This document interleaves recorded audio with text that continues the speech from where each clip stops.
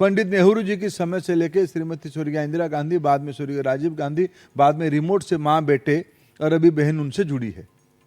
जो आरोपी है, जिनकी परिवार में भारत की संसाधनों को लूटने के लिए एजेंसियों की कड़ी शिकंजा पहुंच चुका है, ये लोग जब बरगलाते हैं तो असभ्यता, अपशब्द और अभद्रामिते उतरते हैं। मैं उनको क्षमा देना चाहता हूं कि लोग निर्बोध लोग हैं।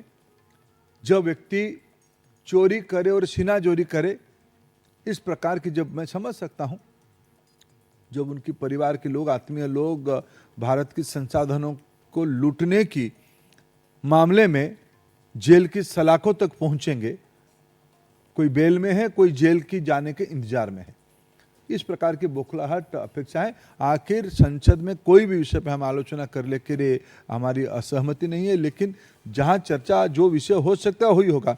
क्या हम सुप्रीम कोर्ट की कार्य पद्धति के बारे में हम चर्चा करते हैं? चुनाव आयोग की सुधार के बारे में कोई चर्चा करना चाहे तो चर्चा हो, लेकिन चुनाव कैसे हो रहा है, जो नियमित काम है। फिर मैं कह रहा हूं, मैं सामाजिक विषयों की विद्यार्थी हूं, राजनीति शास्त्र की विद्यार्थी हूं। पिछले 40 साल से भारत की चुनाव में मैं कार्यकर्ता के रूप में काम कर रहा हूं। मतदाता सूची में नाम जुड़वाना और कटना आजादी के उपरांत की प्रक्रिया है, चुनाव आयोग बनने के बाद ही प्रक्रिया है।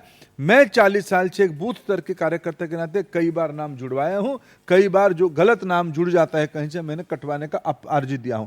आज भी चुनाव आयोग ने यह स्पष्ट रूप में कहा है कि जहां जहां एसआईआर हो रहा है, जो सही व्यक्ति कट गया है वो आए, हम उनको जोड़ने की अपील की व्यवस्था है। मैं राहुल गांधी जी को चुनौती देता हूं, समूचा विपक्ष को चुनौती देता हूं। अभी एसआईआर बिहार में चल रहा है, अगर वो इतना राजनीतिक सक्रिय कार्यकर्ता है, उनके पास उनकी पार्टी की बीएलए है, उनकी पार्टी के संगठन अगर है तो है, नहीं है किराए पे लिए तो अलग बात है। अगर है, राहुल गांधी खुद जाए बिहार में, अभी भी टाइम बचा है। जिन लोगों को कहते हैं नाम काट दिया, उनकी एक भी नाम जुड़ा के आए। मेरे मानता हूं चुनाव आयोग की निष्पक्षता इतनी होगी, हमारे संविधान में इतनी ताकत है, उनके नाम जुड़ जाएगा। नाम है ही नहीं, आप चाहते हो बांग्लादेशी घुसपैठियों की नाम भरना, देश की अधिकार को आप विदेशियों के हाथ में सौंपना चाहते हो। यह आपकी निहित वोट बैंक की राजनीति है, यह आपकी तुष्टीकरण की राजनीति है। आप जोर जोर से एक विषय को, गलत विषय को एक का थिएटरिक्स करके आप जनता को भ्रमित करने का अपचेष्टा कर रहे हो। 14, 19, 24 में और अनेक राज्यों में आपको जनता ने उसके बारे में उत्तर दिया है। बहुत बहुत धन्यवाद।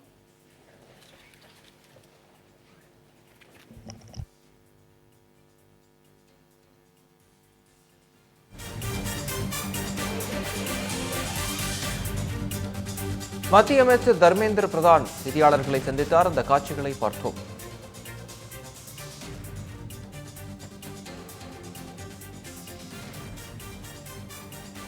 ஜனங்களின் குரல் கருத்து கணிப்பில் பங்கேற்க முடியாதவர்கள் QR கோட் அல்லது லிங்கை பயன்படுத்தி இணையம் வாயிலாகவும் கருத்து கணிப்பில் பங்கேற்கலாம். இன்றே உங்கள் கருத்தை பதிவு செய்யுங்கள்.